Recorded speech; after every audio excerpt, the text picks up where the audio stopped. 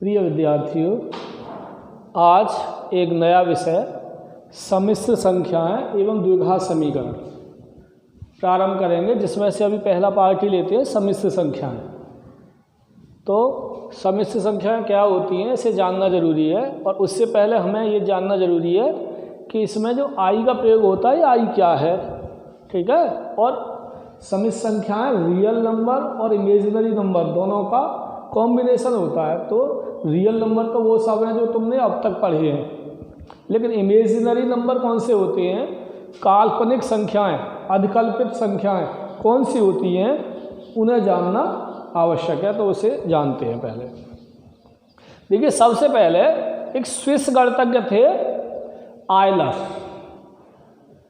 तो आयलर ने वर्ष 1748 में वास्तविक संख्या -1 के वर्गमूल को प्रदर्शित करने के लिए एक प्रतीक दिया, स्मॉल आई। ये वास्तविक संख्या होती है ना -1, इसके वर्गमूल, इसको प्रदर्शित करने के लिए एक आई नाम का प्रतीक दिया और इसको आयोटा कहा। इसको कहा आयोटा। तो अब यहाँ से बात क्लियर हो गई है। √-1 = आई, ठीक है।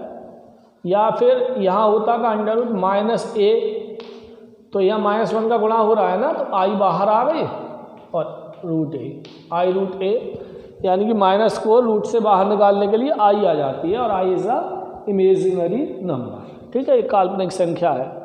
तो आई √-1, आई स्क्वायर करेंगे तो अंडर रूट हट जाएगा, ठीक है। तो आई स्क्वायर की वैल्यू -1 हो गई।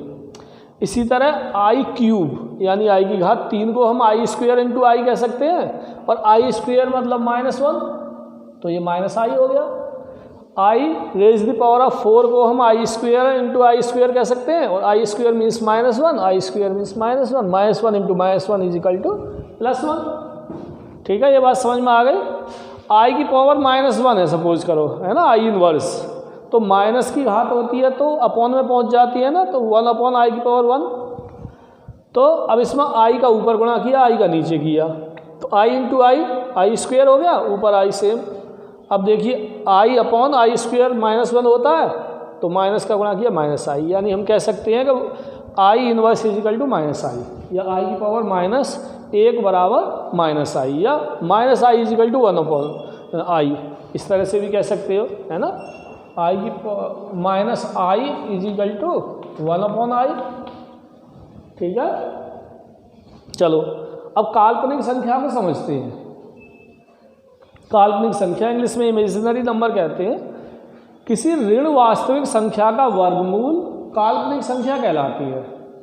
किसी ऋण वास्तविक संख्या का वर्गमूल काल्पनिक संख्या कहलाती है। जैसे सपोज करो -a है, ये वास्तविक संख्या है और ऋणात्मक है, ऋण वास्तविक संख्या हो गई। इसका वर्गमूल अंडर रूट में ले लो इसे, तो अब ये काल्पनिक हो गई। और इस रूट को हटाने के लिए, रूट से माइनस को बाहर निकालने के लिए आई लिख लेते हैं, है ना। √-1 = आई, तो इसे कह सकते हैं हम i√a। ये काल्पनिक संख्या होगी, ठीक है। अब बात करते हैं सम्मिश्र संख्या की, कॉम्प्लेक्स नंबर। तो एक संख्या वास्तविक हो और दूसरी अवास्तविक, यानी कि काल्पनिक हो, और दोनों का कॉम्बिनेशन हो, उसे हम सम्मिश्र संख्या कहते हैं, ठीक है।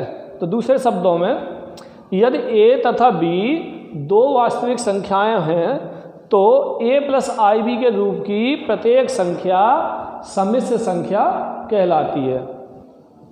इसे हम Z से शो करते हैं, कैपिटल Z, इसे हम Z से प्रदर्शित करते हैं। अब देखिए, इसके दो पार्ट हो गए, a + ib। तो ये पहला जो पार्ट जिसमें आई नहीं है वो रियल पार्ट हो गया, और जिसमें आई है ये इमेजिनरी पार्ट हो गया। तो इसे रियल Z कह सकते हैं, तो a, और इमेजिनरी Z ib। अब यहाँ ये याद रखने योग्य बात है कि प्रत्येक वास्तविक संख्या एक सम्मिश्र संख्या होती है। कैसे होती है, देखिए। अब ये a है, वास्तविक संख्या है, एक वास्तविक संख्या है, सब जानते हैं, ए कोई वास्तविक संख्या है, ठीक है। ए छोड़िए, ए तो कोई भी मान हो सकता है, चलो 5 वास्तविक संख्या, ऐसे तो सब जानते हैं अच्छे से।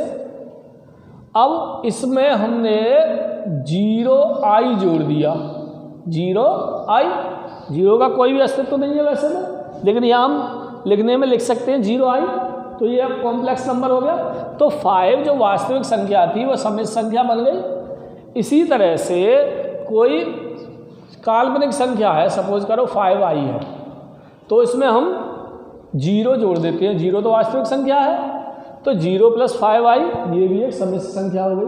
तो प्रत्येक वास्तविक संख्या एक सम्मिश्र संख्या होती है और प्रत्येक काल्पनिक संख्या भी एक सम्मिश्र संख्या होती है। सम्मिश्र संख्या इससे पहले तुमने कभी नहीं पढ़ी है, आज पहली बार पढ़ी है।